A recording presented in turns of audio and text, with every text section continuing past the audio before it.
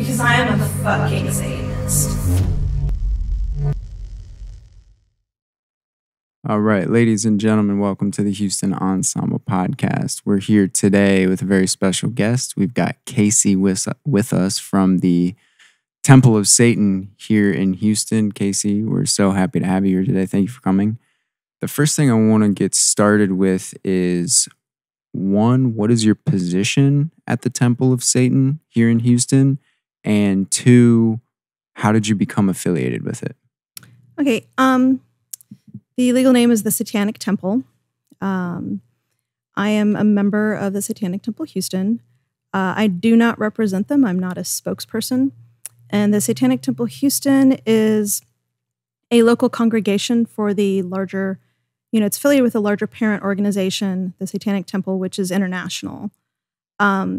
As far as, positions go, I'm just a member of the congregation. I served in leadership for a few years, and I've stepped back to do some special projects. And that's really what I do. For the larger organization, I am an ordained minister of Satan through the Satanic ministry. But again, I can't speak on behalf of the whole organization. I can really speak just for myself as a non-theistic Satanist. Mm-hmm. And who actually started the temple here in Houston? If you know. I do. The founding leadership, there was a couple here that used to run a metal podcast.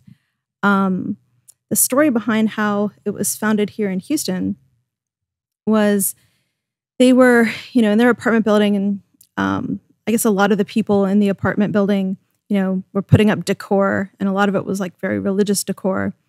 And they had, I don't remember exactly what it was, but it was something satanic in nature, maybe a pentagram, an inverted cross, something.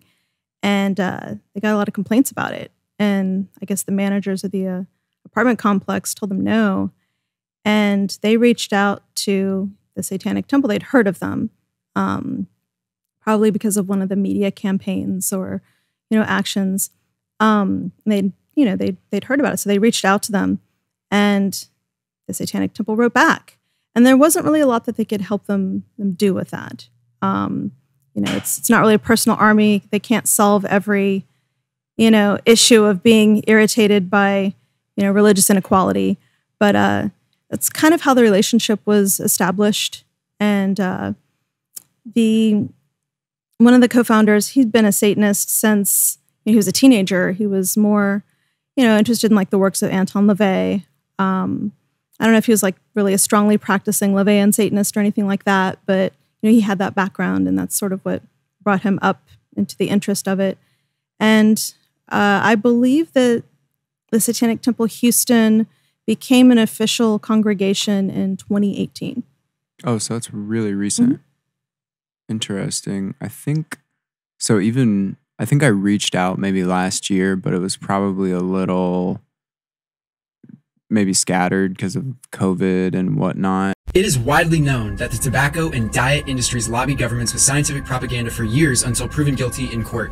The artificial treatment of our water is the next corporate deception. For example, virtually every nation in Europe has rejected the use of artificial fluoride. International studies since the 40s have repeatedly shown that endocrine and neurological effects increase after repeated consumption, even at the levels accepted by U.S. government. Epic Water Filters is the most thorough industry-grade filtration system that Houston Ensemble has ever used. They reduce heavy metals upwards of 99.5%, such as lead and mercury, bacteria like E. coli, and poisons like chromium, nitrate, and fluoride. Join us in our journey to living a toxin-free life and get your Epic Water Filter using discount code Houston Ensemble, lowercase, one word. That's Houston Ensemble, lowercase, one word, for 20% off your Epic Water Filter.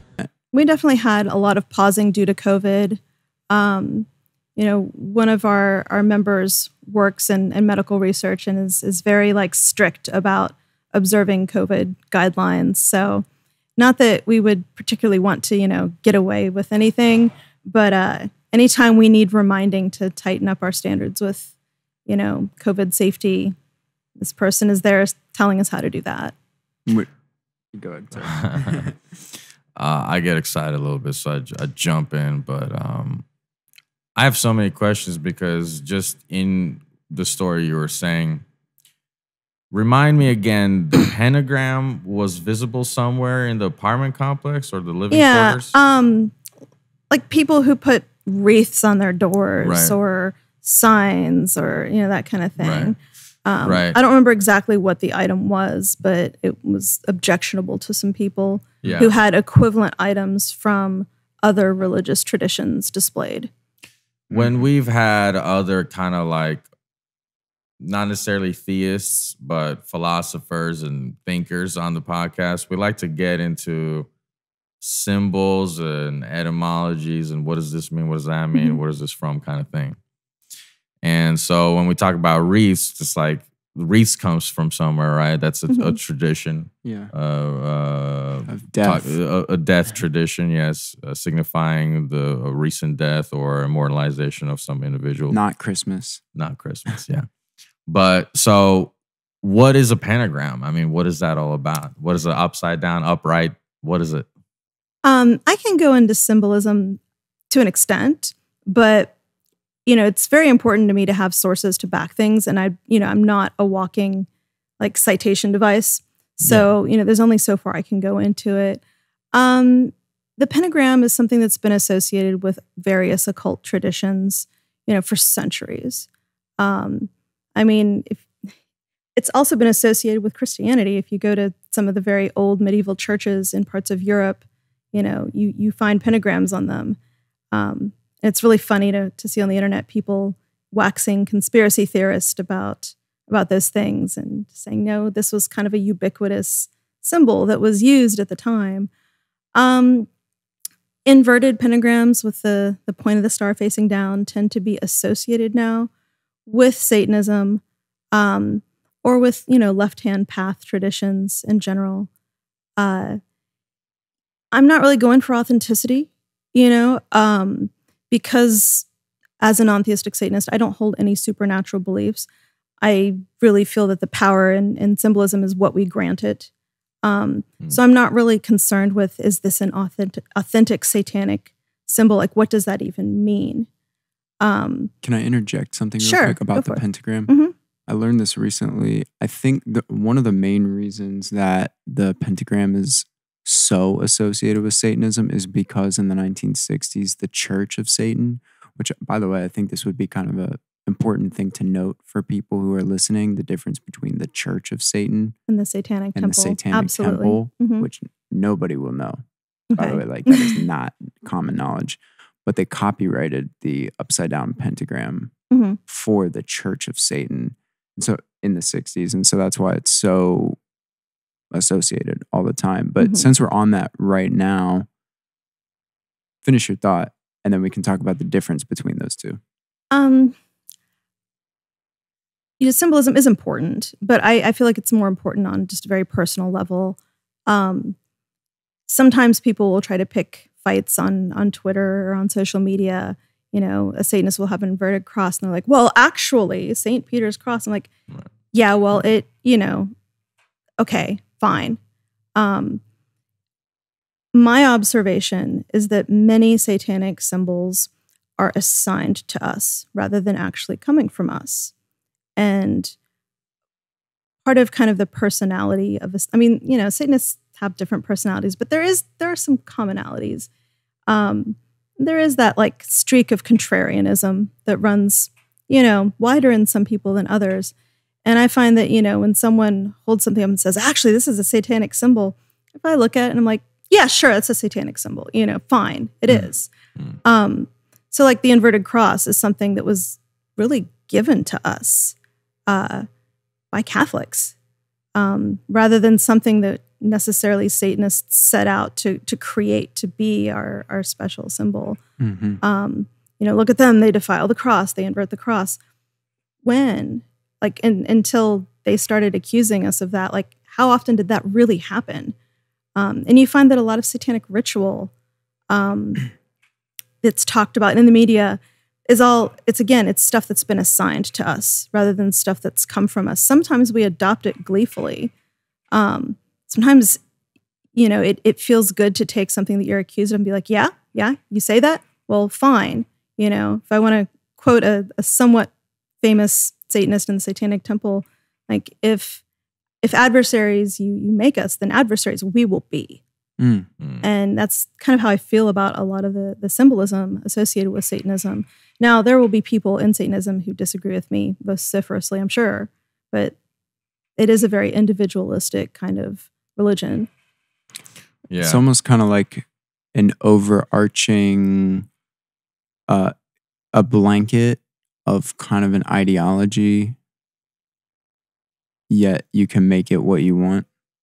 Yeah, I mean, there are certain commonalities we have. Like, you know, Satanism, as people in the Satanic Temple practice it, it is a religion. And it does have some structure to it, but there is a tremendous amount of freedom within that structure, if that makes sense. The Satanic Temple has its 7 tenets, which are very, you know, central to it. It's not the only thing that we have, but it's definitely a very strong backbone. And anyone who identifies with those tenets can join the Satanic Temple.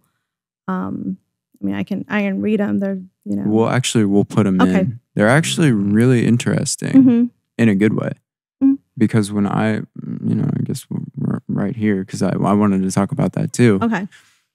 The tenets are, when I read through them, I was thinking, wow, yeah, I agree with all of them.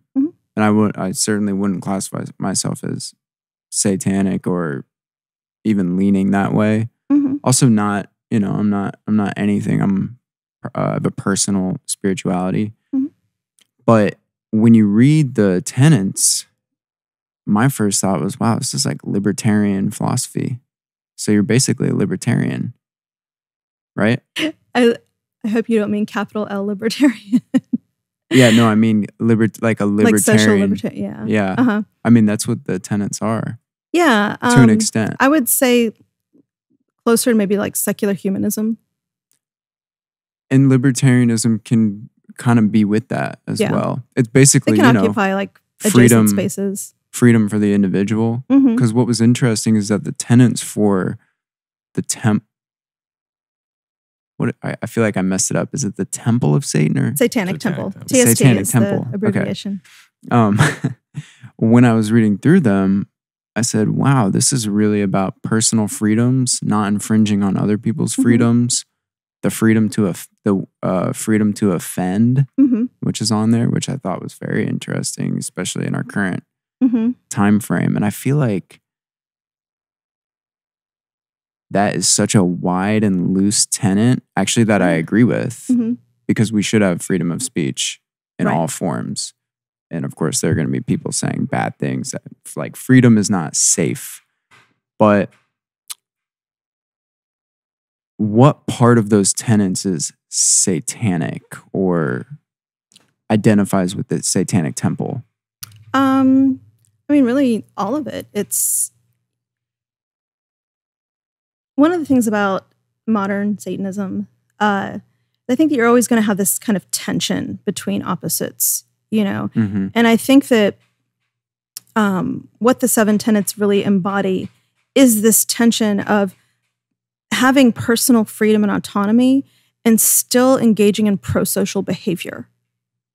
Not throwing out altruism, but at the same time, not ruining your own life for others. Like finding that space, like occupying that space within the tension of those two opposites, and trying to sort of navigate your life, balancing those, you know, directional points. Does the idea of a First Amendment line up with the tenets? Yeah. I mean, I would say that we are very pro First Amendment. And we mentioned the difference between the Church of Satan and the Satanic Temple. I don't want to forget about that. And then also, you mentioned left-hand path. And I want you to elaborate on that because I don't think all our viewers necessarily know what you meant by that. Okay. So the Church of Satan was founded, I guess, officially in 1966 by Anton LaVey. And I'm not here to like excoriate the Church of Satan. They were founded very much on principles of freedom, but very Darwinistic. It's kind of like if you Called it read social Darwinism. Yeah, social Darwinism. If you look at like Ayn Rand, it's a lot of source material there. Even, some slightly more unsavory source material like Might is Right by Ragnar Redbeard.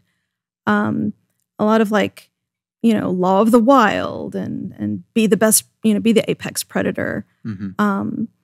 And there are parts of that do appeal. I think a lot of, Satanists, one of the reasons you end up becoming a Satanist is because of your feelings of alienation a lot of times.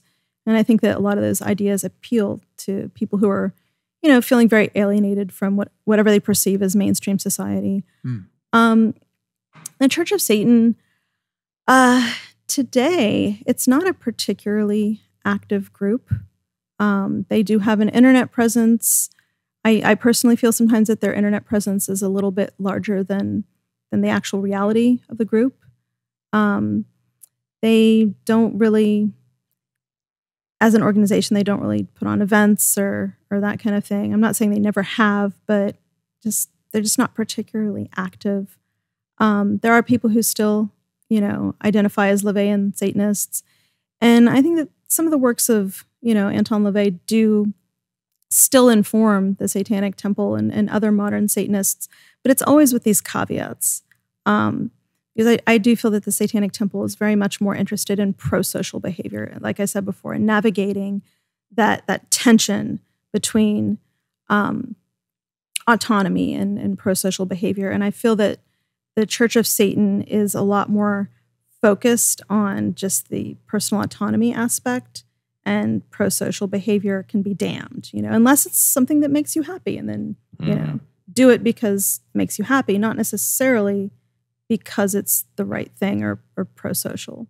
And I don't want to put words in your mouth, but is this maybe why historically we see a lot of celebrities join the Church of Satan, a lot of A-list individuals who maybe might be interested in attaining some of that, whatever, social apex predator type of lifestyle, maybe somebody like Marilyn Manson or whoever. I would actually counter that and say that I think that the draw for the Church of Satan was far less the philosophy and far more the fact that Anton LaVey was an excellent showman. Mm-hmm. He came from a carny background.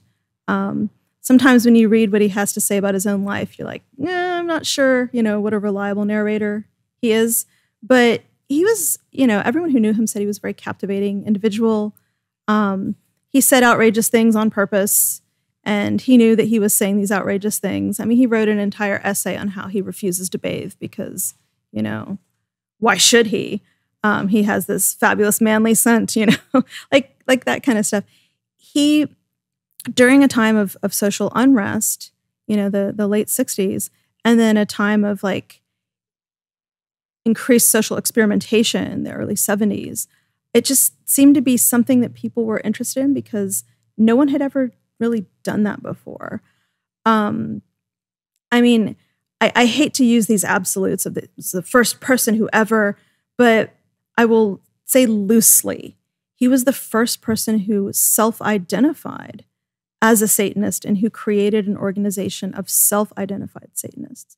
Because throughout history, there have been people who've been called Satanists. Usually those people are just members of outgroups. Jewish people have been called Satanists. Various sects of Protestantism call each other Satanists. Catholics and Protestants in their various wars and fights, accuse each other of Satanism. Like there's this constant throwing around the label of Satanism. And he was really the first prominent person to just say, yeah, I'm a Satanist, hail Satan, put on the horns. And what's interesting along with that is, like you said, there were kind of people who were quote unquote Satanists. And I'm not talking about name calling Satanists, as in Protestants or Catholics, but people who, like, there's something called the Theosophical Society or the OTO, the Order Templo Orientis, or Knights of the the Hermetic Order, Yeah. not Knights of the Hermetic Order, but Golden I was Dawn. mixing up two things. Anyway, that are documented, and not all of them. It's not necessarily a blanket statement, but there are a lot of people from those organizations documenting or writing down their belief / admiration of Lucifer or Luciferian tenets or something like that. And even, even as Armin and I were talking about the other day, there's a famous Freemason who wrote a book that has to do with the Scottish Rite that talks about Lucifer being the light bearer. Mhm. I don't know how much you know about Freemasonry. Do you know a bit? Yeah. So, but obviously that's kind of a contested point Mhm. among Freemasons because, you have these master Masons.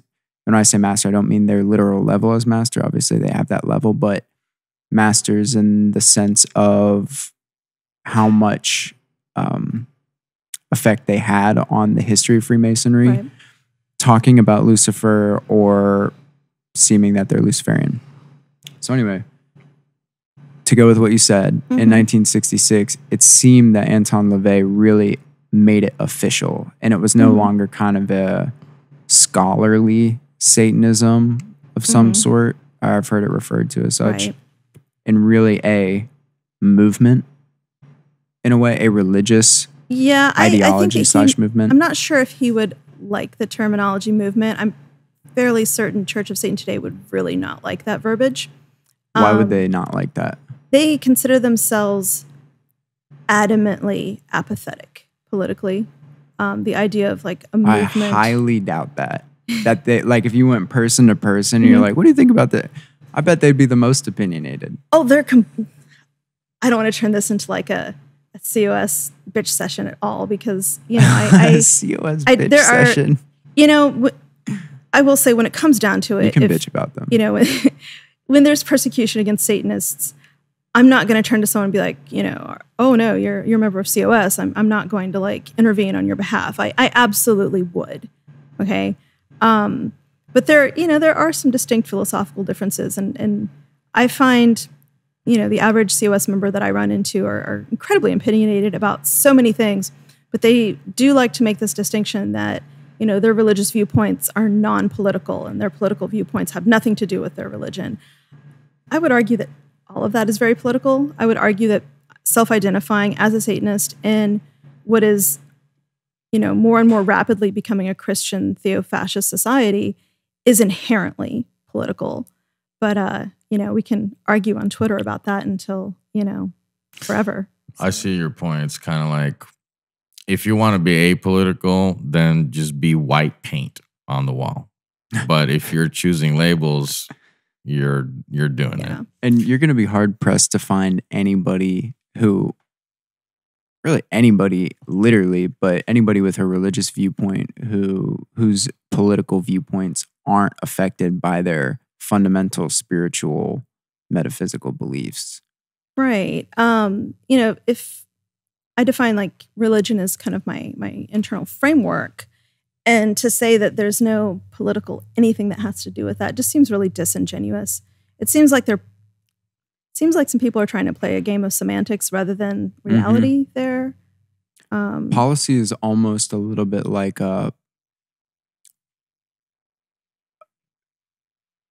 morality is turned into policy. In another way to put it, it's like we all have certain things that we want and hold sacred. Like we'd prefer if you didn't go out and kill somebody if you're in the mood to do that. Thus, we're going to make it illegal, and the majority of people agree on that, right? There's also kind of a general, in general, objective innate morality. Let me not say objective. A kind of widely held human morality, which is basically, I don't want to suffer. I think it's agreed upon pro-social behaviors. Yeah, in general, but I almost think I could simplify it and just say each person here, unless you're a masochist, doesn't want to suffer, right? Doesn't want to be hurt. And Yeah. that's kind of like it all just boils down to that. Sam Harris. No. He's a neuroscientist / philosophy guy, Okay. whatever. But he has a huge background in neuroscience, which is what fuels this. And I don't boil everything down to material science either, but he wrote this whole book on it called The Moral Landscape. And it really just went into that notion of what is our morality. And he's a staunch atheist. And it really came down to, and in his opinion / his book, just not having other people suffer. Mm-hmm. But then, of course, you run into so many situations where you say, well, this is gray. The nuance is just infinite. Yeah. Right. Infinite nuance. That's a great way to put it. Speaking of the infinite, well, let's not forget about the left-hand path stuff. Okay. Okay, What wait. is that all First, about? hold on. Before we do that, Oh, just let's say real quick, if you could say for us, the difference between the Church of Satan and the Temple of Satan. The Satanic Temple and the Church of Satan. Okay. Damn. The Satanic Temple is more of a modern organization. It's active, puts on events. It navigates the legal system. There are active congregations. And they're very much, like I said before, focused on the balance between personal autonomy and, pro-social and altruistic behaviors and community. Mm-hmm. The Church of Satan is very, pro-individual autonomy, but they are focused a lot more on that than anything else, kind of to the exclusion of all else. They tend to have a very elitist, social Darwinist mindset when it comes to their worldview. Also, they're not particularly active these days. They do have members, but they aren't really doing much as an organization. It seems like there's a strong tension, even just based on reading online, between TST and COS. There is. It's almost comical in a way that it's like, Yeah. oh yeah, I think it's hilarious. like infighting. Yeah. Because they're under the same umbrella of it Satan. just kind of goes to show you how, there's just sort of this infinite spectrum of belief, even within non-theistic Satanism. And non-theistic Satanism is such a small thing. There's so few of us. But even within that, there's philosophical differences and disagreements. I find that the crux of that argument is that Church of Satan feels very strongly that they own Satanism, that they define the religion, that's what it is, and anything else is not Satanism. How dare you call yourself a Satanist? You are not a Satanist. If you look at the arguments, you're going to see that come up just over and over. Mm-hmm. And, as long as that argument is the core of their argumentation, I don't give a fuck. They can, it just doesn't interest me to continue that discussion with them. There's no point in arguing. They don't accept me as a Satanist. That's fine. I accept them as Satanists. Not that they care. I do think that when it comes down to it on a very individual level, some of the people I know in COS, do accept that. Not that really matters particularly to me, but I think individually, it's very different rather, than organizationally. And I forgot, I wanted to actually read something from the TST website about the Church of Satan. This is just their official thing. It says, with unfortunate regularity and much to our chagrin, the Satanic Temple is confused with an earlier organization, the Church of Satan, founded by Anton LaVey in the 1960s. The Church of Satan expresses vehement opposition to the campaigns and activities of the Satanic Temple, asserting themselves as the only quote-unquote true arbiters of Satanism, while the Satanic Temple dismisses the Church of Satan as irrelevant and inactive. And so it's interesting that the TST, officially dismisses the Church of Satan, and the Church of Satan officially dismisses you guys. Yeah. So when you're in Houston, do you know anybody who's part of the COS? Not closely, not personally. But you do know, you've met I've met people who are part of Church of Satan. We have some members in Houston who came from Church of Satan. They converted. I guess you could put it in that terminology. Want to chill out a little bit. Yeah, I don't think conversion is really like how I would state it. They sort of disaffiliated with Church of Satan, and they practice Satanism more as it aligns with the Satanic Temple. And they largely cited the community as the reason why. The Church of Satan tends to feel very strongly that satanic communities don't work.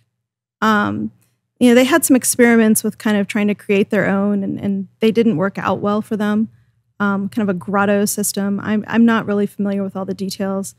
But they had this one failed experiment, and therefore no satanic community will ever work out, according to them. Mm-hmm. And, I'm not really willing to just leave it there. And, we have a very thriving and active community of, Satanists in the Satanic Temple, and of course there are problems just like any organization has a problem. There's always organizational drama, it's people are going to people, but, I think that it does work. So a lot of, I'm sorry, I'm just we got to remember about the left-hand path. Oh, do that now. Yeah, talk about left-hand path. And then one more thing. Question. Don't forget it. Where does Thelema, Masonry, Crowlism, LaVeyism, Church of Satan, the Satanic Temple, what is the middle of the Venn diagram? Oh, gosh. It's a good question. I had to think about that one. But before that, okay, what is left-hand path? The left-hand path, you can, and this is something I'm not an expert in, okay? You can sort of divide religions or religious traditions, into left-hand path and right-hand practice. Mainstream religions, typically like what you think of, when you think of religion, I'm going to speak very U.S.-centric here and very Christian-centric too, okay? Because, this is an 80% Christian self-identified country, so, it saturates everything. So, does the power of Christ compel you? Legally sometimes, and it sucks. So, right-hand path traditions are what you think of when you think of religion. You have authority that kind of comes from above and is placed in, these earthly vessels of, whatever hierarchy is within the church. And even churches that feel that they're non-hierarchical, you peel back the layers and you've typically got some hierarchy there. They're very focused around kind of a community experience. I'm not saying that they don't have any individual experience, but the focus tends to be on the group, okay? Now, left-hand path tends to be a lot more individually focused. A left-hand path tradition is more about finding enlightenment, whatever that means to you, through yourself and through your own endeavor, rather than having it granted to you. Like someone in a left-hand path would not have a savior. They would not have a Lord. Like those concepts tend to be antithetical to left-hand practice. Whereas, the right-hand traditions, they have all those things. Left-hand path traditions can get a very bad name. They're very heavily associated with, conspiracy theory. And in Latin, the word for left is sinister. Yeah. Sinister. Right. So it's automatically built into it. It is. Mm-hmm. There are left-hand path traditions of religions that you consider more mainstream. And I'm going to go into an area that's not necessarily my specialty here. I don't have citations like in my head. Like in Hinduism, there are left-hand traditions within Hinduism that are more focused on, instead of like the guru and disciplic succession and all of those issues, they're more focused on like internal revelation. They tend to be associated with kind of darker things, but that's not necessarily inherent to what left-hand practice is. It's just someone who is engaged in left-hand practice tends to not value the concept of taboo as much. So engaging in, darker revelation or even just like a darker aesthetic isn't forbidden or taboo in the way that it tends to be in the more right-hand traditions. Were you going to say something? I mean, I feel like I have to intellectually ask this question just because if we're talking about people who are more insular, maybe in their thinking, they don't want to have a Lord, they don't want to have a God, they want to create their own path. I would tend to say, I don't know what the percentage would be, but probably you'd have some bad actors in that line of thinking. And so, like, let's say I'm not going to name any names. Like, we got some big mega churches in Houston, right? Yes, we do. And I know from, for example, Mr. Who is the older gentleman who offered $1 million to any psychic that can prove his oh my gosh, this is tip of my tongue. He actually was a very good friend of one of our co-founders. See, that's why I was going to ask. So this gentleman, Wait, so what did he do?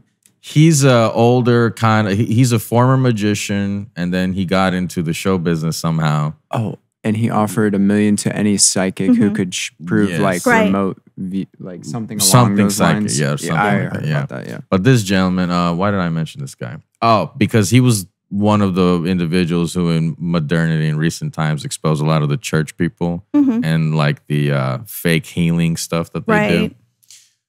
So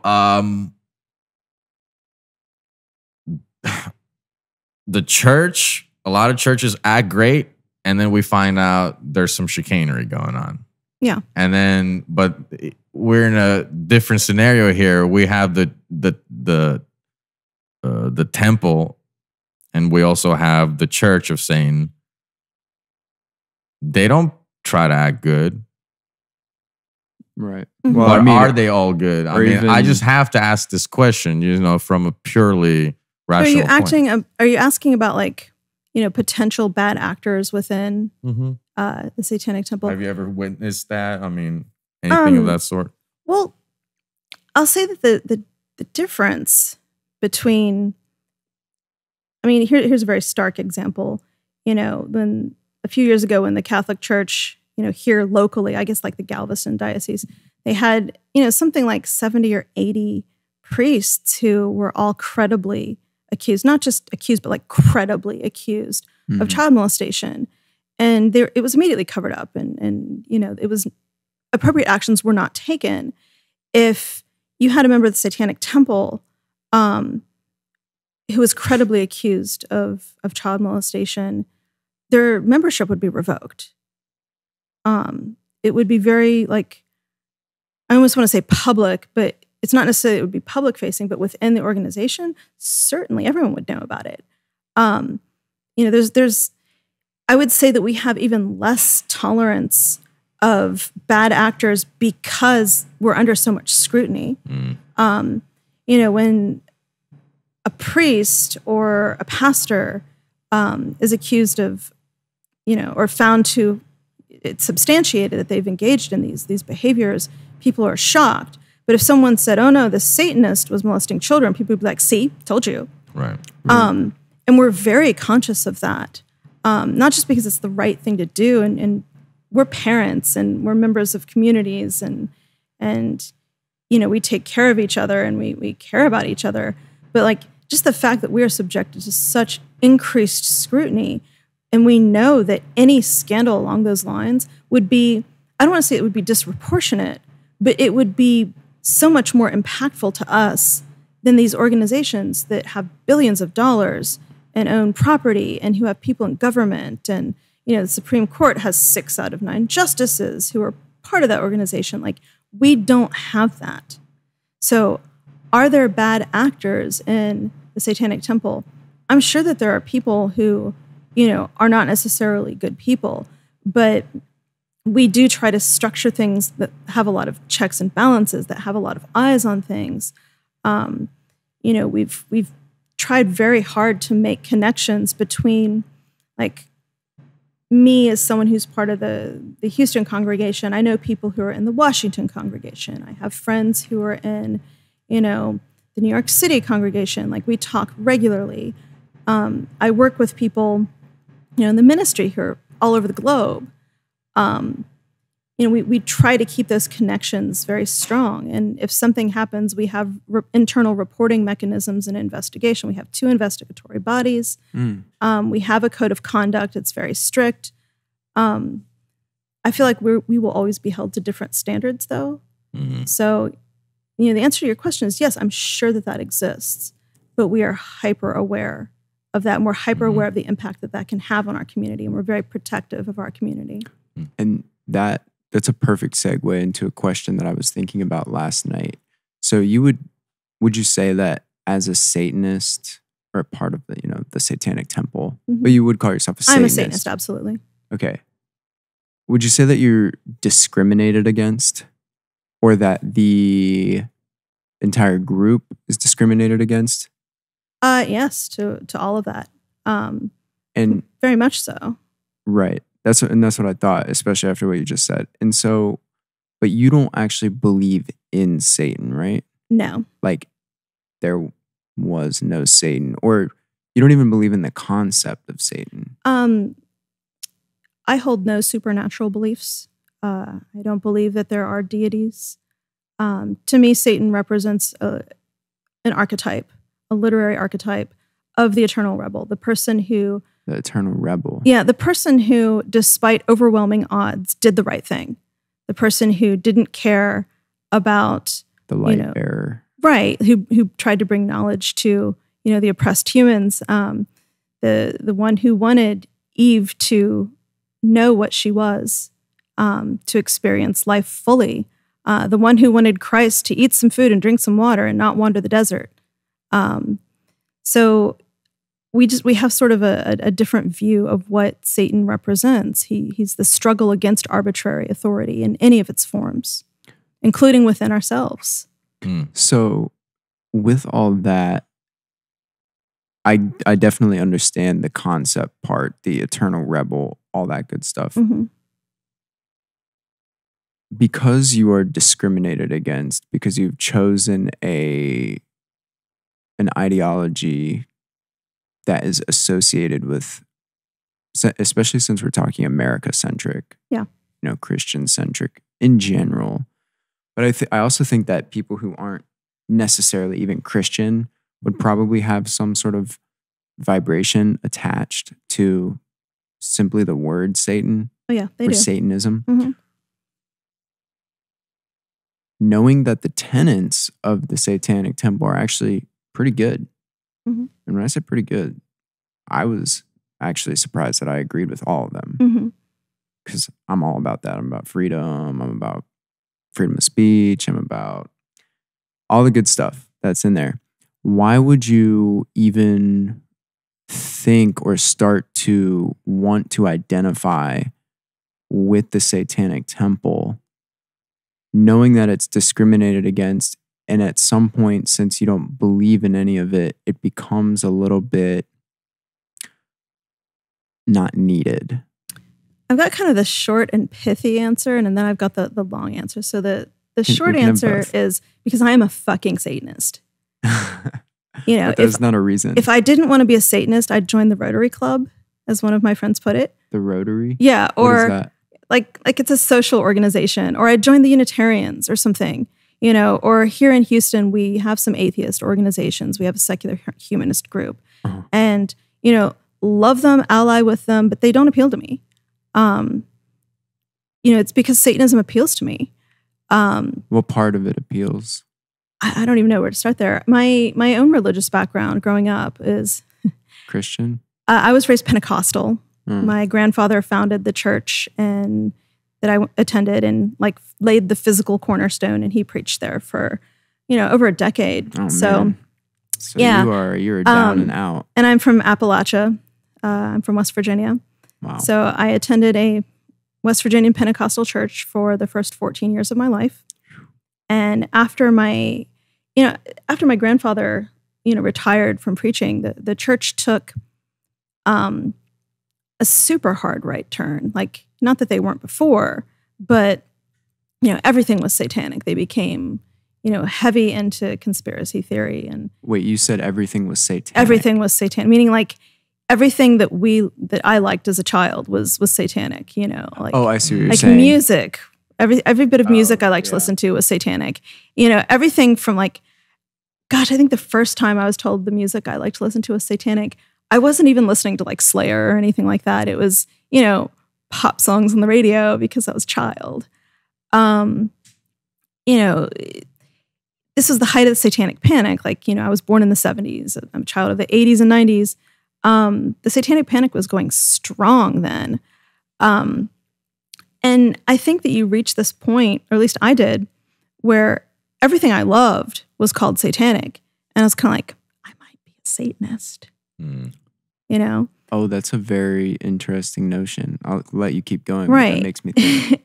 And, as a younger child, like middle school age, like I did come upon a copy of the Satanic Bible, and I thought it was very interesting. And, it was also delicious because my grandfather was a minister, and, I was very much like caught up in all of that. And I went to Jesus camp every summer, and, it was a whole thing. And, just like touching that book was like delicious. You could taste it. Yeah. And reading it, like I knew I was doing a bad thing, and I was okay with that. So reading it was interesting. Like I did identify with some of the stuff in there. But there were also things that just I didn't identify with, like a lot of the, I think it's is it 9 satanic statements and 11 satanic rules, or is it vice versa? I don't remember. But one of them is like, if someone enters your lair, and is disrespectful to you, like destroy them. And I was just like, Right. It's a little intense. Yeah. And I liked, I liked fantasy novels, and my Sunday school teacher was always telling me how satanic they were, and trying to get my mother to take all that stuff away from me. The Dungeons and Dragons to Satan pipeline kind of there, So I grew up very saturated in that. And, I wouldn't say that like I became a Satanist right then and there. I was just like so interested though. And then, I got older, and I kind of returned to it as modern Satanism started to emerge. I very much identified with all of that. What Satanism means to me is that I do identify very strongly with the outsider. Like, every aspect of my identity, is something that tends to fit within that outside perspective. I'm a cisgendered white woman who masquerades pretty well as middle class, and I can pass with those things. But like, being a bisexual person, identifying with the queer community at all, being, politically, I'm an anarchist. Having these kinds of identities, like, it is very much the perspective of the outsider. I actually don't encourage. I don't encourage anyone to become a Satanist. You were talking about discrimination. It's real. I don't know if you're aware of this, but someone tried to burn down our physical headquarters in Salem, Massachusetts. They set it on fire a couple of weeks ago while it was occupied. There were people with inside. It was deliberate act of arson by someone wearing a God T-shirt. That kind of thing happens. One of our leadership had someone show up at her house in the middle of the night. People have been doxxed and outed to their jobs. It does happen. We don't proselytize. We don't try to bring people in. The people who are in the Satanic Temple, the people who identify as Satanists, it's because we have taken the mantle upon ourselves as someone who fights for that outsider, no matter what it costs us. Yeah. That's who we are, and that's why we're Satanists, and that's why Satanism appeals to us. It's still, I'm sorry. No, you I go just ahead. want to finish this thought real quick. It's still kind of, I have this question of why. So you want to be an individual. You Mhm. do identify with the outsider. You are an anarchist. You have all these things. And my thought is, why? I get it for people who are in the queer community. Mhm. They're like, I can't change my identity. Mhm. So of course I might be discriminated against, but I can't change that. Or if you're a different skin color Right. somewhere, anywhere in the world. But with this, it seems, I keep thinking the label is there almost for no reason. What if it was just called the Society for Individualism, Goodwill, and Liberty? Those things exist. The freedom. We've got the Freedom from Religion Foundation, who does wonderful work. I absolutely support them.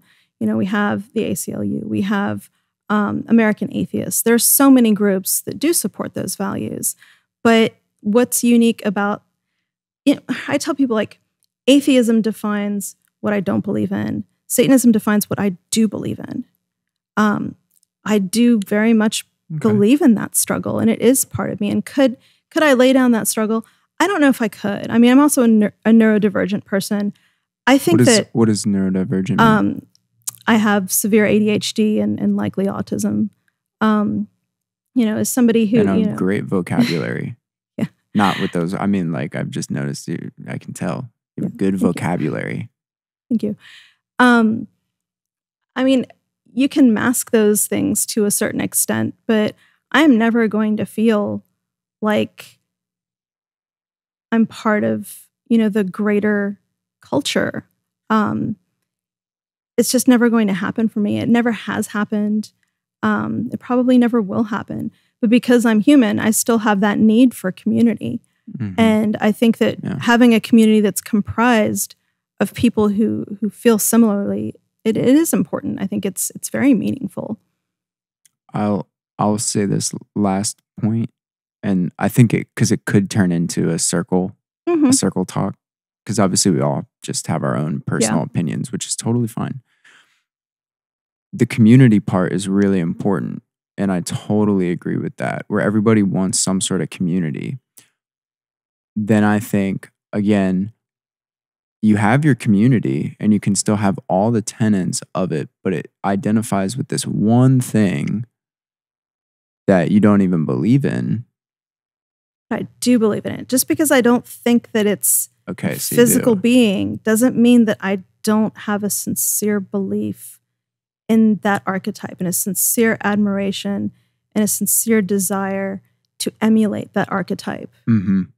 I also want to point out that there's a lot of scholars that would say, or enthusiasts that would say, that Luciferianism isn't really Satanism, or they're different. They do say that too. I've heard of that being said, or like Luciferianism is maybe coming from older esoteric masonry, maybe even before that, where it's the concept of the light bearer.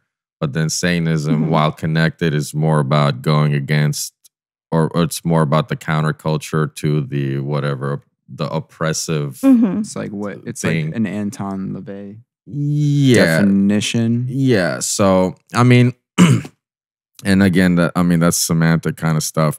I heard of a thing somebody said to me, again, I'm not going to list any names, and he made an analogy to me. And this individual, I will say right off the bat, he's not for any sort of organized religion at all. That kind of individual. But I wouldn't say he's an atheist either. And to him, he put it this way, and it is offensive, but I'm going to say it anyway because... Go for it. He would say that saying that you're into Satan if you want freedom and the ability to express yourself, it's like saying that you're with the Jeffrey Dahmer Society to demolish the death penalty. That's fine. He can say whatever he wants. Yeah, I totally. And what do you think about that? I think that, we're in this society, again, that's very Christian dominant, who identify with sheep. Like, I'm never one of those people who's like, oh my God, you're a bunch of sheep. Wake up, sheep. I'm not talking about it like that. But you have, this persistent metaphor of the Lord as our shepherd and we are the sheep, we are the flock. Like, don't point fingers at, Satan as, not being an icon of freedom. If you're going to look at like all of these other traditions that Islam means submission. And I don't want to really pick on minority religions. They get that enough from the Catholic Church and the mainstream Protestants. They do that job just fine. So I don't know what he's basing that on. Why wouldn't, Lucifer or Satan or that particular archetype mean freedom? If you look at the mythology surrounding, you look at the mythology surrounding Lucifer, surrounding the light bearer, what did he do that was bad? Like, look at the body count in the Bible. How many millions did Yahweh destroy, like arbitrarily? Mm-hmm. How many people did Satan kill? Maybe 10, but most of that was at Yahweh's behest. Like, you want to start, talking body counts there. Like, who sent the floods? Who sent the bears to devour 42 children for calling a prophet Baldy? Who instructed his beloved follower to bind his child on a sacrificial altar and at the last minute said, just kidding. Right. Who told Japheth, he didn't tell Japheth, but, Japheth was a godly man who said that he would, a burnt offering of the first thing that he saw when he returned to his home, because his victory was inspired by God, and he ends up burning his daughter alive. Like, who's inspiring that? It's not Satan. Mm-hmm. Yeah, no, there's definitely so many things, especially in the Old Testament, that are just crazy. But also especially if you just look at the Bible as a whole, or even other religious works as well, and you learn that it's totally not a literal thing. Mm-hmm. It's a allegory of the stars, and it's just taken from something else. The collected oral traditions of primitive shepherds. And I don't mean that in a derogatory fashion. I think that's amazing. Yeah. Yeah. It's interesting. But that's still what it is. It's interesting that we can be so, from any viewpoint of any religion, we can be so caught up, not us necessarily, us three, but society as a whole, American public, can take something so literally and at face value, when we're also saying none of this is new. This is all copied. And that was something I really struggled with, as in my Christian childhood. Who decides when it's a metaphor and who decides when it's literal? Because totally, yeah. In the Pentecostal church, they very much push towards the literalism. And then when you find something terribly problematic in the Bible, like, oh, no, that's a metaphor. Right. Why is this one? I understand that there is an entire scholarly tradition surrounding every aspect of Christianity, and I don't want to belittle that. I don't want to take away from that. That is legitimate. But, from a layperson's perspective who was raised immersed in that, that was very difficult for me to navigate. And I still find that the average Christian who's not a Christian scholar, many of them think they are, but, they wouldn't know a research database if it smacked them in the face.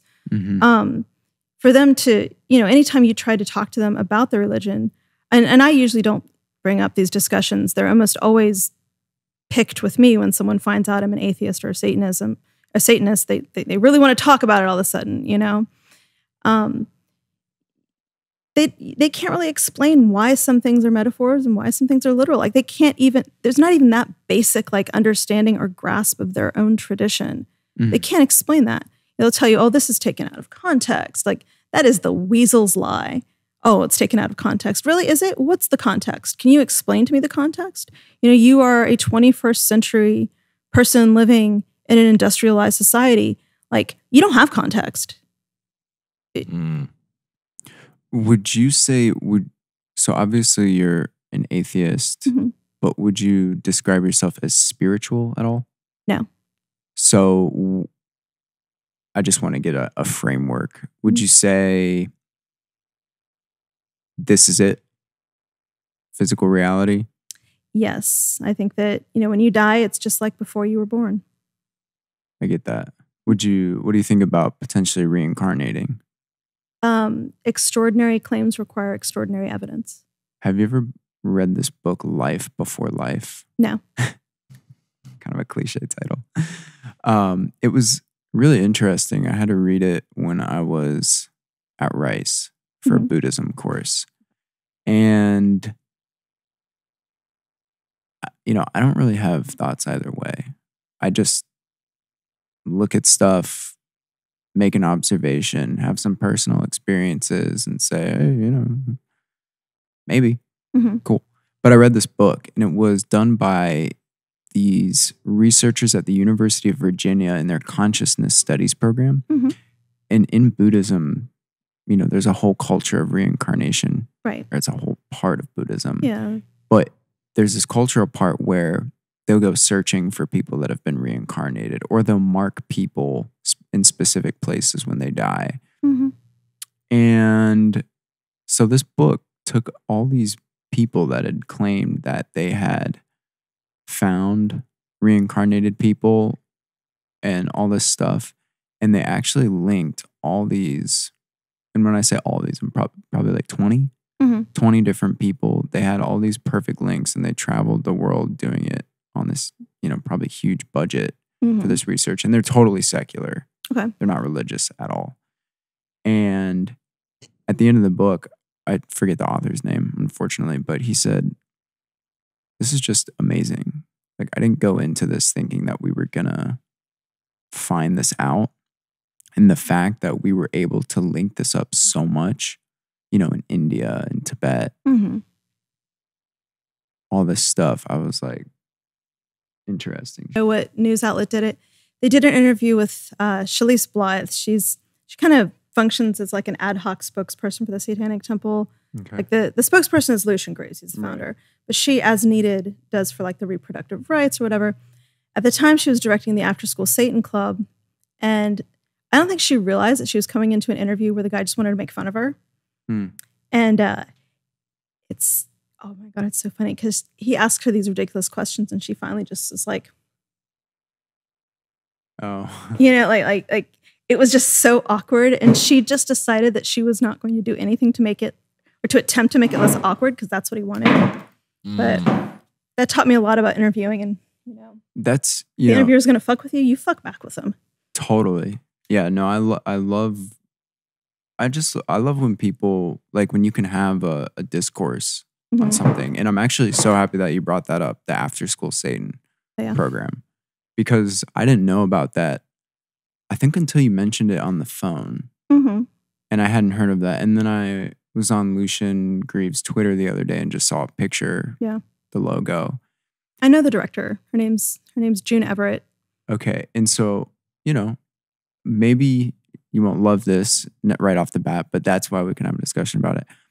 To me, when I see that After School Satan, I'm a little like, it sounds weird to me. Mm-hmm. Now, I'm also not going for After School Jesus on the cross. So let that be known. Mm-hmm. But the After School Satan thing, I'm like, there's not a single one of them in a school that doesn't have a pre-existing Good News Bible Club. Not a single one.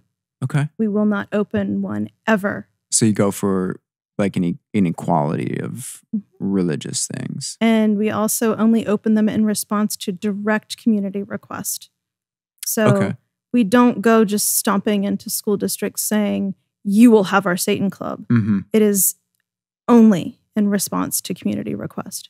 Okay, well, that's definitely respectable, because I don't like when people of any group go into a place and they say, this is going to be here and this needs to be here. What do they teach? What are the tenets of the After School Satan Club is all about, scientific inquiry. There's nothing in it. The only thing that has to do directly with Satan is the name. Okay.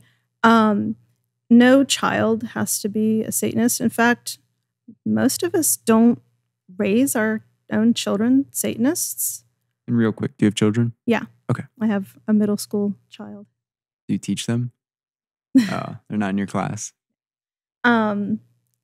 It's funny, like, total aside here. He found out about Satan because, I've never raised him with religion. He's been to church once in his life when he was with a babysitter. And he was 4. He asked if he could please never have to do that again, Mommy, because that was so boring. So, I've not really raised him with any religion. He has access to like mythology books. He could read any Bible he wanted to ever. He's just not particularly interested. he found out about the existence of Satan from his second grade class. His teacher talked about, religion quite a bit in class, sent home invitations to her church in his backpack, public school. And, when something bad would happen, the kids would blame the devil or whatever. And my kid comes home talking about Satan and the devil. And I'm just like, wait a minute. And did he know that you were a Satanist at that point? I was not really strongly, identifying with Satanism during that particular time period. He knows now, and he mostly just thinks it's funny, but it's just something like his mom does. He has no real interest or involvement at all. And that also reminded me to ask you, when did you officially start identifying as a Satanist? I would say that I officially affiliated with the Satanic Temple in 2019. Okay. So, and prior to that, how did you view yourself? Mostly as a very angry atheist. Oh. Very angry atheist. I angry at. I have a lot of religious trauma in my background. Yeah. And seeing kind of the writing on the wall with, again, like I mentioned before, the rising Christo-fascist, theocracy that we're being subjected to. Just seeing that creep. Also having experiences like in the workplace where, I in the public sector, my employer would sometimes start workplace meetings with prayer. And, if you even looked at her funny, it was like you killed her puppy, She would just be so angry. And, she started with a lot of this rhetoric at work about how, she would pray on something, but somebody might not like it. And then everyone would turn and look at me or, even talk about like anointing furniture at our workplace with oil and casting out demons. And, and I'm in the middle of like urban, fairly liberal Houston, and that's nobody batted an eye at that. And if I were to even, mention Satan at work, like, oh my gosh, like it really is unequal.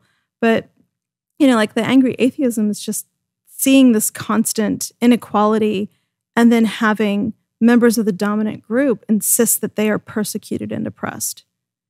Like that just sets me off to like boiling, rage below the surface, like all the time. That's just something that really bothers me. Yeah. Have you had any experiences in your life that you could define as metaphysical or spiritual, or even I'll add a couple other things to it. Have you ever done any psychedelics? Have you ever floated, sensory deprivation tank? Anything that can kind of bring on something? If I ever experienced what I would say is like an altered state of consciousness, I don't have like extensive drug history or anything like that. My father's side of the family has a lot of addiction issues, so I've largely avoided. And let me just clarify one thing. I'm not saying the drug thing in a negative way. Yeah. I'm saying like a very spiritual, maybe I feel very neutral experience about the subject. Yeah.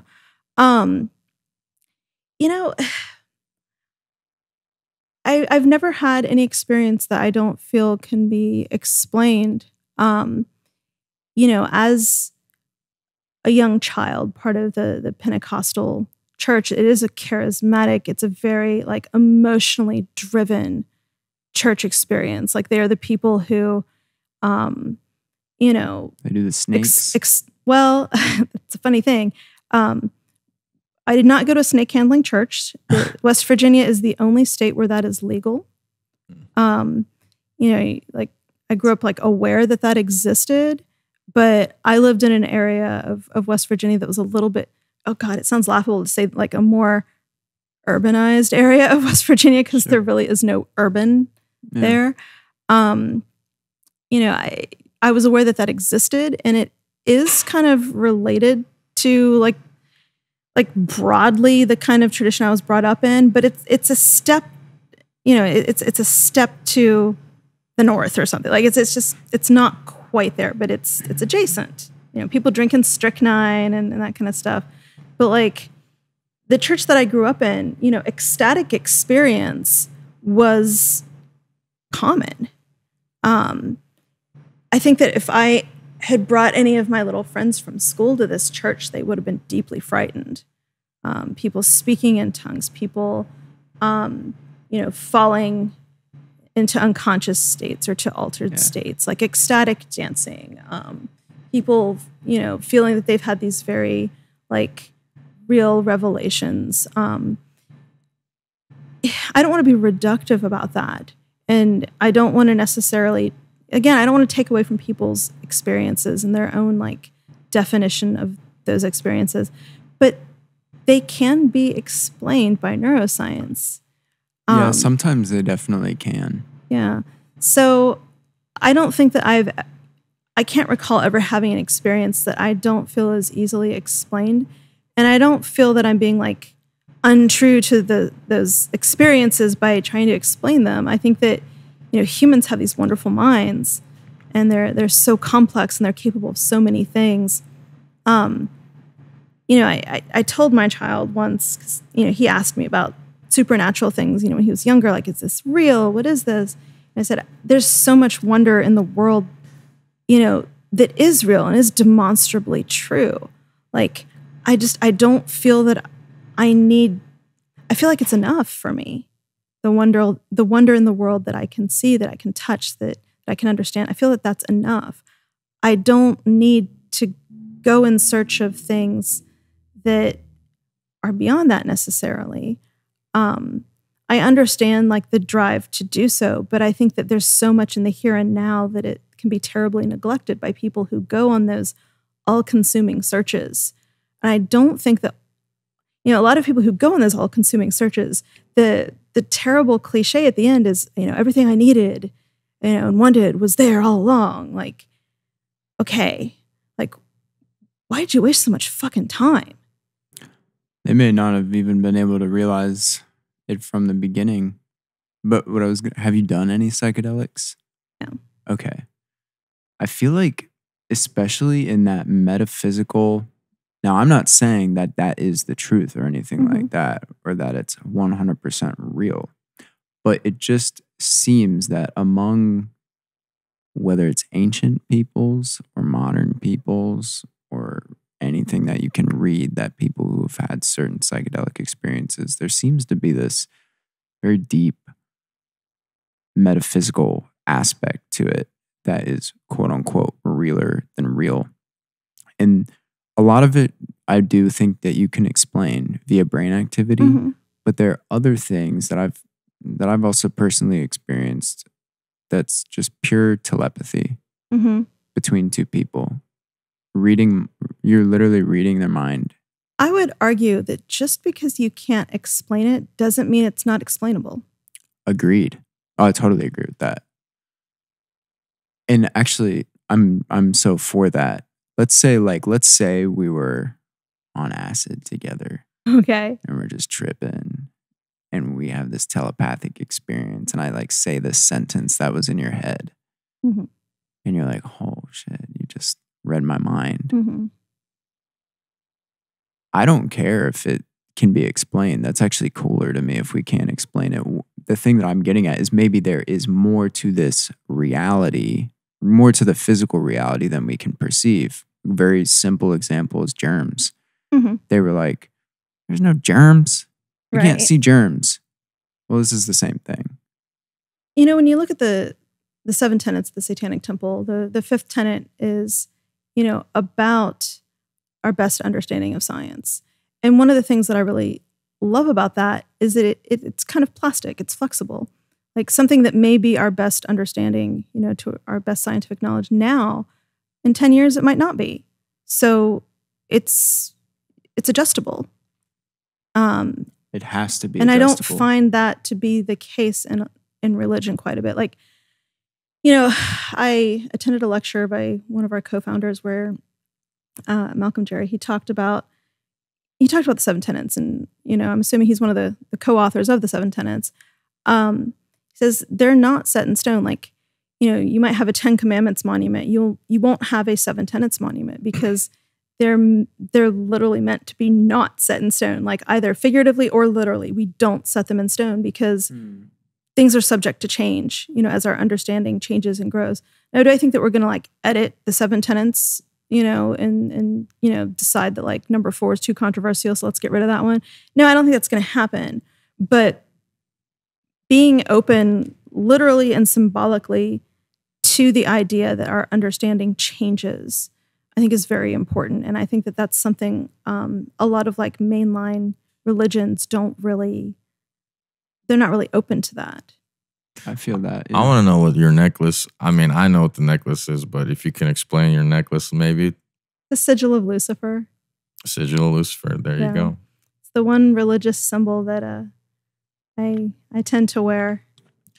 Do you know the background or like the originator or maybe the illustrator? There's so many contradictory like backgrounds that have given that I've not found any explanation of the origin of the sigil of Lucifer that I've been able to find enough like satisfactory sources to say, oh yeah, that's it. Okay. So I got you. What about the right arm text? Oh, so we're going through the tattoos now. So on my wrist, it says non serviam. And according to legend, when Lucifer rebelled, he turned to Yahweh and said, I will not serve. Non serviam. What about the forearm part? The other one, ne conquérons pas le ciel. This is one of the things that we consider in the Satanic Temple to be in the literary canon, so to speak, like romantic Satanism, modern Satanism, is Revolt of the Angels by Anatole France. And this is a line like towards the end, there's this great speech where the guy says, like, let us not conquer the heavens. This is what that translates to. If we try to become the dominant power of the universe, we will just become just like Jehovah, or Yaldabaoth is the word that they use. We're gonna become a tyrant like him, and he's going to become the one who rebels against arbitrary authority, which will be us. And it's the cycle of power struggle. It says, let's not conquer heaven. Let's not do that. Let's instead focus on ourselves and conquer Jehovah within ourselves, like the fear, the tyranny, the desire to like exploit others. Don't turn your eyes to conquer the heavens. Turn your eyes to conquer those things within yourself, because that's really the only thing that you can control. On a slightly silly go for it tangent, what if the ancient astronauts are right? What if all these stories are about aliens? I mean, it's no less. It's like Yaldabaoth being some. It's no less plausible than the virgin birth and the resurrection, and like. I think it's more. I think that's more plausible. The aliens. Why not? It's no less silly than any other unprovable, worldview. Right. Yeah, because when I think about the virgin birth and which was reflected in so many other like religious traditions. That's what I was saying. Like earlier. The whole story of Dionysus, Mithras, yeah, Horus, Isis, right? Pre them that, even. Yeah. Like, I mean, you could go really deep into like Jungian archetypes and all that stuff. Like, it's one of those things where you find out that the more educated a person is, the less religious, or at least the less fundamentalist they tend to be. Because how can you keep going with all of that when you start seeing things in history that are verifiably provable? And you're open to learning new things. Right. Now, I kind of want to, before we end, I know Armin and I had talked about a rapid fire question round. Okay. All right. For it. It might not really come off as rapid fire, but I have a couple like questions. We don't necessarily have to go super, super deep on each one of them. You can start. Yeah. One question. Are you pro vaccine mandate for all people?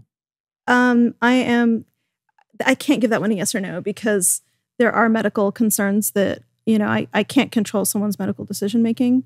I am pro bodily autonomy, but that bodily autonomy is tempered by pro-social concerns like community and public health.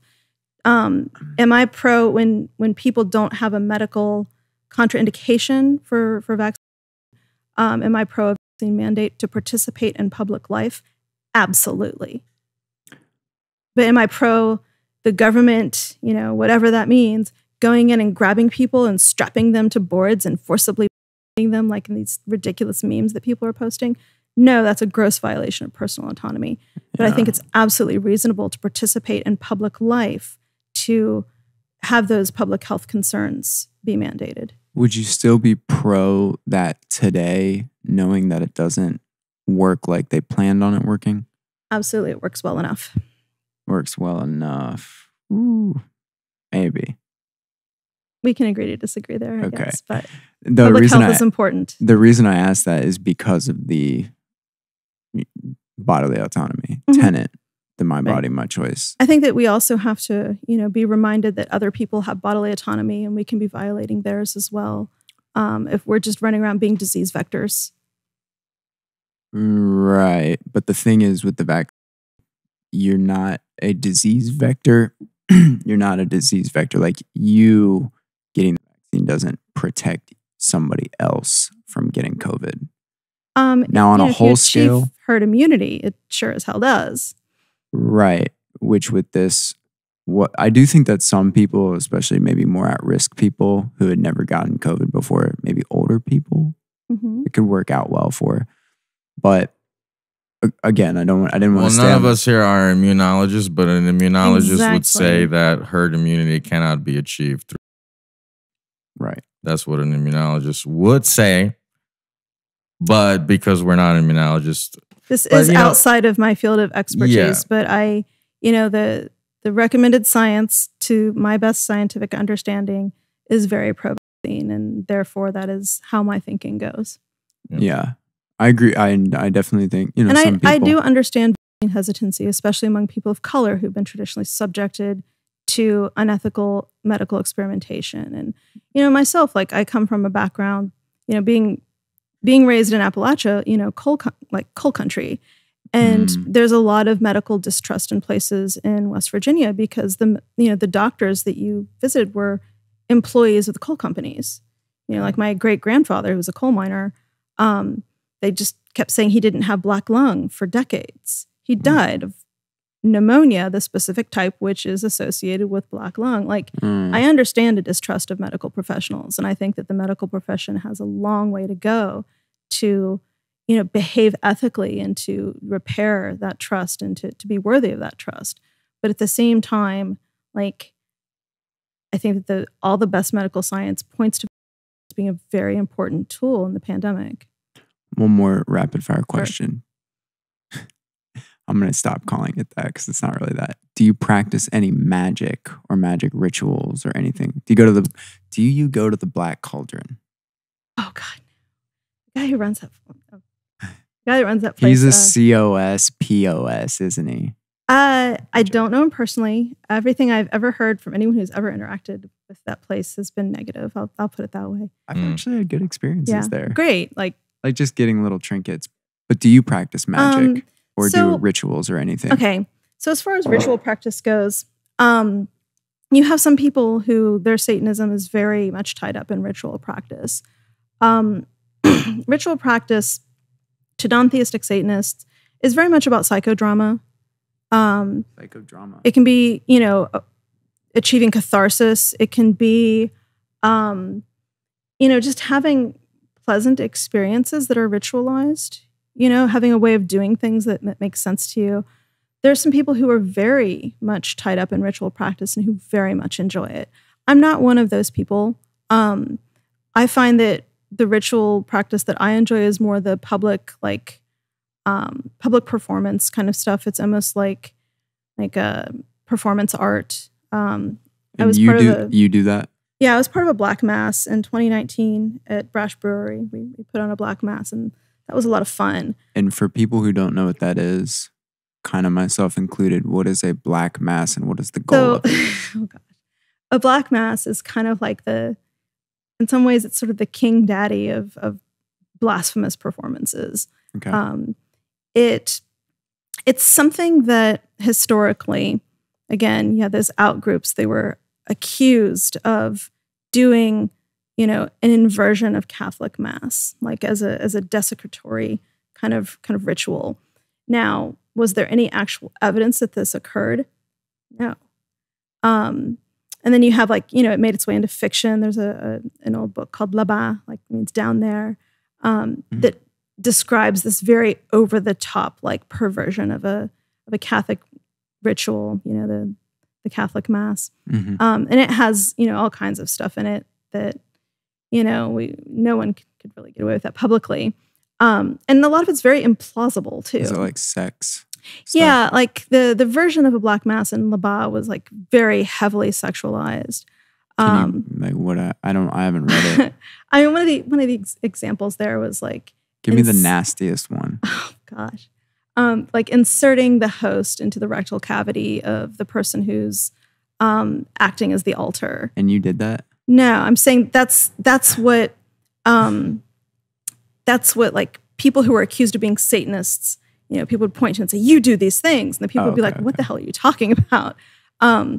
So the Black Mass has this history of being almost like a boogeyman. It's like a bugaboo. It barely existed.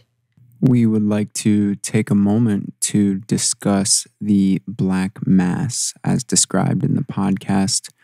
Obviously, our guest said that this can be a very varied ritual based on who is presenting it, but we wanted to go through a couple of different documents here talking about the Black Mass and what they might do. As you know, our guest, Casey, talked about desecration of the host. She mentioned putting the host into the rectum. Well, we wanted to figure all that out. So here we have a document called the Satanic Rituals Outrider. And this was published in 2019. Got just a lot of stuff about Satanism in here, different things. We'll be going to the Missa Solemnis, the Black Mask. And we're going to head on down to page 34.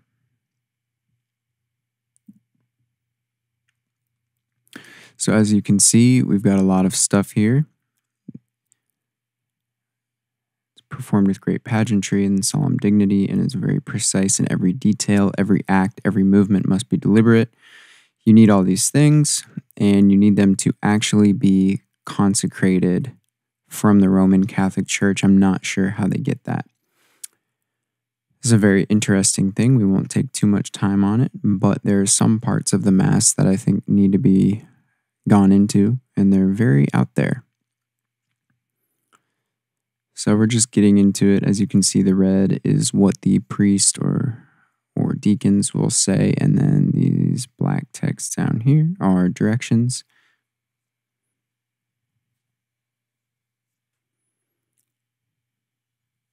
There's a large association of sex in the Black Mass. It seems that they would like to pervert every part of the Mass. I think that this is a rebellion against the Catholic Church as well as the Christian religion. Obviously, we can understand why. It starts to get pretty interesting when we actually do get into the desecration of the host. So we're going to come over here, and the priest takes the host and begins the desecration. This must be done with anger, vehemence, wrath, and hatred. He raises the host to the Baphomet and says, I'm not going to read all that. We'll go down here to the other directions. The priest thrusts the host into the labia of the altar, who, removing her hands from the candle holders, proceeds to masturbate herself to climax, or else, maintaining her original position, allows the priest to masturbate her, employing the host as a device. As the priest finishes the desecration, the deacon lights the white candle and prepares the small incense burner on the altar with charcoal and incense. He does not light the mixture. Then the deacon begins a rhythmic beating of the gong while the priest drops the host into the small bowl, and using the pestle, proceeds to grind it into a completely pulverized state, swearing blasphemies as he does so. The deacon and subdeacon also wear the most vile obscenities while the priest is grinding the host. When the host has been completely pulverized, the priest adds it to the mixture of charcoal and incense and sets it aflame using the white candle. When the mixture is completely burnt, the priest extinguishes the white candle and, turning to the congregation, utters the purported last words of the miserable swine upon the cross. The priest takes the sword and calls forth the four princes of hell in the manner set forth in the Satanic Bible, and that they may bear witness to the consecratio.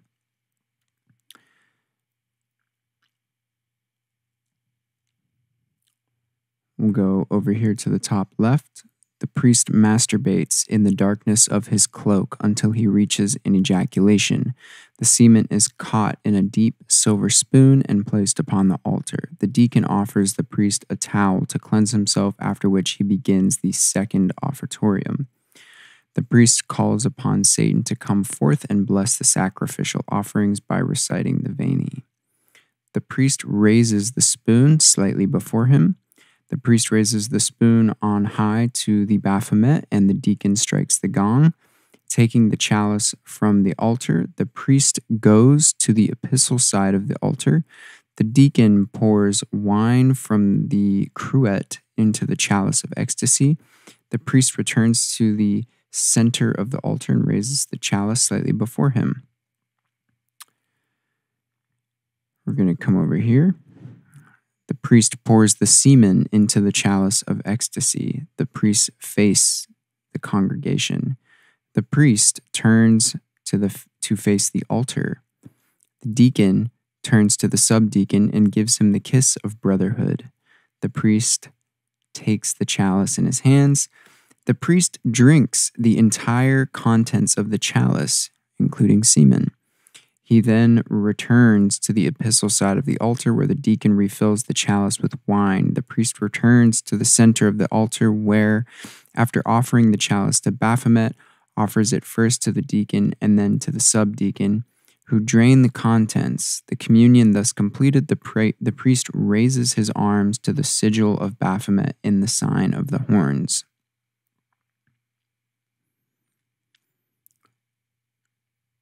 As you can see, this is a very interesting ritual.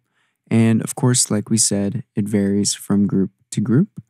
However, this is a ritual that is taken rather seriously. As our guest said, it is used to rebel against the church, the Christian church, the Catholic Church specifically. However, ejaculating on statues, putting bread, wafers, host of that nature up people's genitalia, that is rather intense. So we just thought we would give you a little insight into some of how the black masses are created. And most of what actually existed as the Black Mass was just a concoction, like made up by people who wanted to accuse people of like shenanigans. So is there a single codified ritual for Satanists, even like TST Satanists or COS Satanists, that is the Black Mass? No, that doesn't exist. So what a Black Mass tends to be is a public blasphemous kind of like performance that does mirror in some ways a Catholic Mass, but takes parts of it and turns it on its head. Like one of the things that might happen during a Black Mass is a desecration of the host, like passing around the wine and the wafers and casting them to the floor and trotting upon them might be a thing that happens during a Black Mass. The altar for these, the Mass tends to be a nude human form because, what's one of the most demonized things within Catholicism is the sexuality and the naked body. So, in a black mass, people might adore the thing that is so demonized. Can I interject one Yeah. thing? That kind of reminds me of some very fundamentalist Christian people that I remember reading about going and burning. They had a Quran burning. Mm-hmm. And I was like, oh, shoot. That's been something that's Like, been thrown our direction. I don't agree with Quran burning at all. So, But the desecration thing, don't you think, would that be a little bit similar in a way? okay, so if I lived in a country that was an Islamist theocracy, I would be very sympathetic to Quran burnings. In this country, Islam doesn't have that political power. In fact, they're a demonized minority group. And I feel, it's not that I agree with a lot of the practice and beliefs of Islam in any way. But I think that people's right to practice that religion is very much in danger constantly. I think that they're targeted for, reasons that don't have to do with their beliefs, but rather have to do with, ethnic identity a lot of times. So I feel, I feel like it's apples and oranges, okay? Because the question isn't about what are the beliefs. It's much more of like an identity thing. And, there have been cases of Satanists going and offering protection to Muslim people who have been, threatened in their communities. And I don't want to go too deeply into that. It's been a while since I've read about this, and I don't want to give like the wrong, facts here. But, I feel very strongly like going into a synagogue and desecrating that, that's not an act of, for me, that would not be an act of blasphemy that would be meaningful on any personal level. That would be a hate crime. Now, I understand that some Catholic people may feel that by having a black mass or by having a ritual like that it's the same thing. I understand why they feel that it's the same. I don't feel like it's the same. I am not subjected to persecution from a Jewish institution the way that I'm susceptible, or the way that I'm put under persecution by Christian institutions. It's just not the same. It's not comparable at all. I've never had Jewish people show up to any of our events with signs, threatening us. I've never had Muslim people show up to any of our events, like saying that they should take our children away, or anything like that. I think that you can't divorce power from this equation. And we do have members who blasphemy just doesn't mean anything to them, and they aren't interested and they don't practice any of it. I think that for someone who grew up in a very oppressive religious tradition, I think that blasphemy is a very healthy way of reclaiming your personal power. And I think it's a very healthy form of self-expression. Pentecostal person or a Baptist person might have certain strategies for raising children or having a family. Do you think there's any strategies like that associated with the temple, or what is the philosophy there with children, raising children, families, all that? We tend to find proselytization, especially to children, abhorrent. That's good. We don't recruit. I know that there are people who might say like they raise their children with satanic principles, but what those satanic principles tend to be is a lack of or a lesser emphasis on authoritarianism and hierarchy. With my own child, am I raising my child a Satanist? No, I'm not. If he ever decides he wants to be a Satanist, I might say, "Are you sure? Like this can cause problems for you, Mm-hmm. And would I let him join or whatever? Like the Houston congregation is 18 plus. We don't accept members who are underage, so it wouldn't even be a question. And if we did, I would tell him, I'd prefer to wait until you're 18, because that's an adult decision. But as far as like how I raise my child, there's a lot of like collaborative parenting. he's never heard the words from my mouth because I say so, because I'm your mother. Mm-hmm. You know, it does tend to involve endless and sometimes exhausting explanation.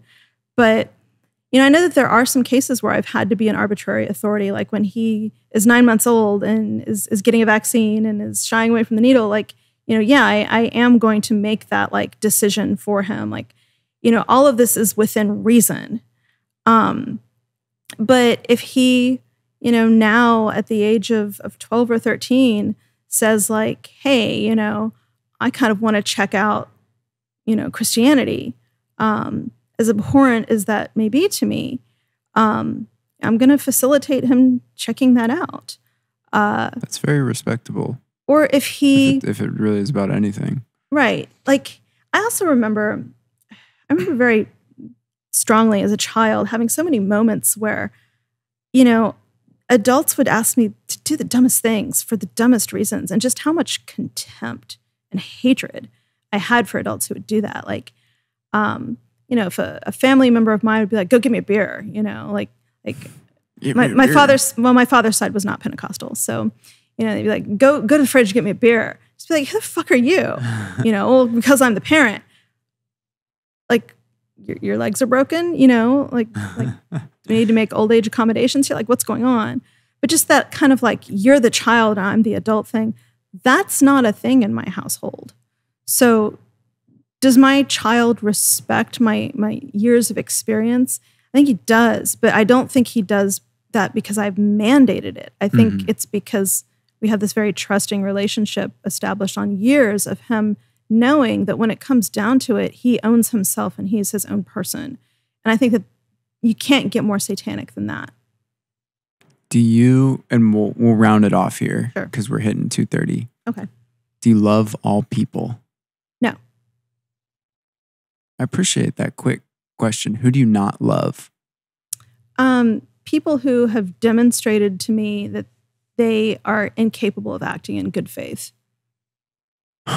I understand that 100%.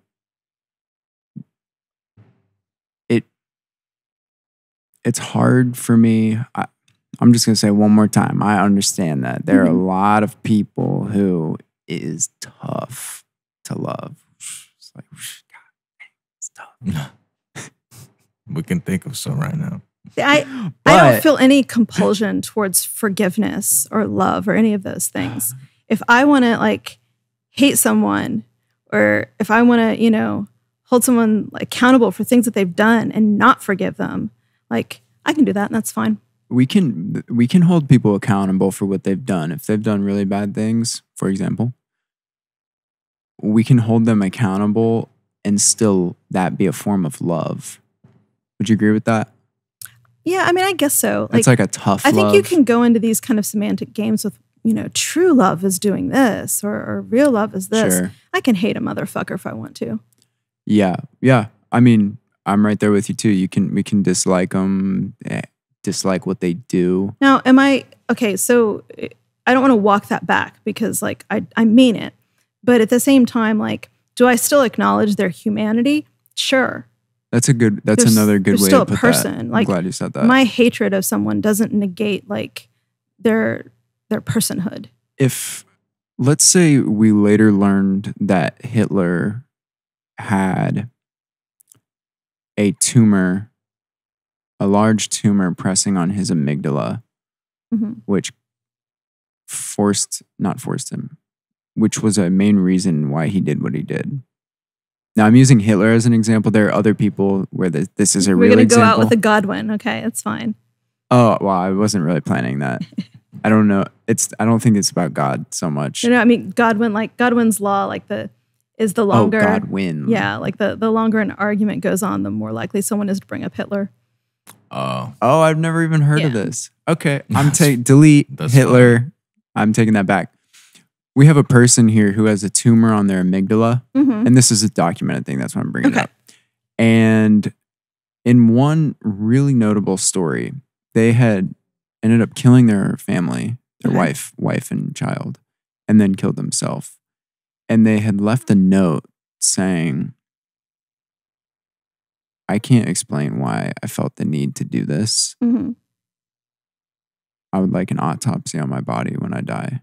Right. And later on, they found this tumor on their amygdala. And in all the neuroscience that we have, when you have either growth or a lot of concussions or something. Yeah, like traumatic brain injuries. Yeah, the amygdala is kind of the main point for the aggressive nature. Right. And so how would that apply? Let's say you know somebody who's like that, but they're not acting that way naturally, but you don't know that. And thus you hate them or don't have love for them. How does that fit?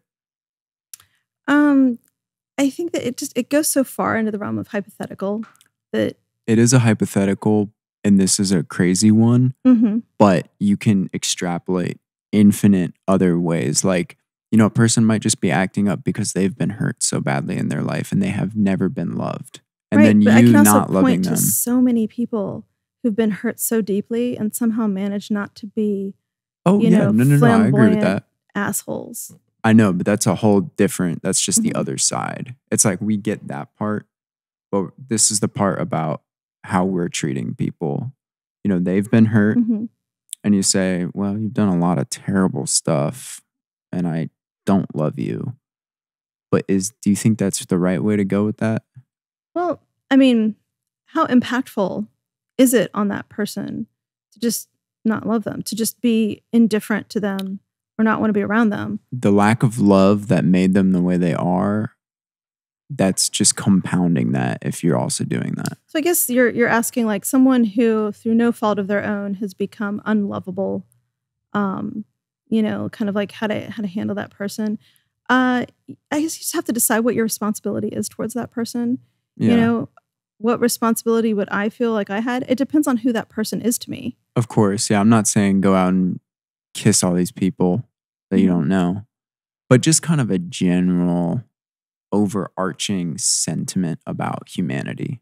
You know, I do feel inclined towards pro-social behaviors. Like I feel that, you know, the individual is ultimately best served by having supportive and positive communities, you know. So as far as that goes, you know, like I do try to err on the side of understanding, of kindness, of that sort of thing. But, you know, again, it's tempered within reason. You know, I don't want anyone running roughshod over me just because, you know, they have a sad. Yeah. No, I get that for sure. I just have one last thing. Yeah. I want to know what the left wrist says, and then I'm good. Protagonist. Protagonist. There you go. So you're a lover. I am the protagonist of my own story. I'm not a side character in my own life. And those are really cool tattoos. Thank you. Well, Casey, thank you so much for coming today. This was really a great discussion. Thanks for having me. We're really grateful that you came out with us. Is there anything that you want to say before we leave?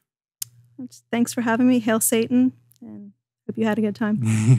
All right. Well, everybody, this has been Houston Ensemble number 68. Is that a good number for you?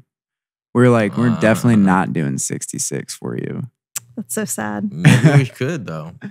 No, we can't. Our 66 got taken down. So You too. remember I told you about that urine guy? Oh, Jesus Christ. But it wasn't because of that, though. But he's a good guy. Really good guy. Okay. But do you And think YouTube- do you think he should be censored though? Oh, We could really go in. darn it. That's your tenant. Well, oh, God. Yeah. That's freedom of speech. fourth That's tenet. you. So the way that I tend to interpret the fourth tenet, which is very open to interpretation for a reason, Okay.